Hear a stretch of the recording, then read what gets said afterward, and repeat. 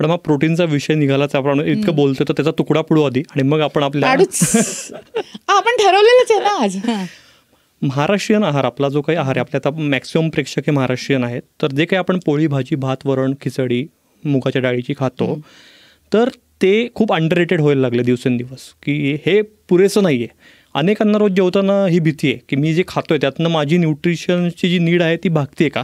तर ही जी काही प्रोटीनची चर्चा आहे, तर रोजच्या आहारातनं आपल्याला जितकं गरजेचं आहे शरीराला आवश्यक, म्हणजे व्यायाम करत असेल एखादा मनुष्य किंवा नसेल, तर ती भागते का. आता तुमच्या ICMRच्या व्हॅल्यूनुसार त्यांनी जे सजेस्ट केलं आहे तसं 0.8 मिलीग्रॅम पर ग्रॅम असं प्रोटीन आपल्याला लागतं आहे. पूर्वी 1 होतं, आता 0.8 वरती आणलं आहे.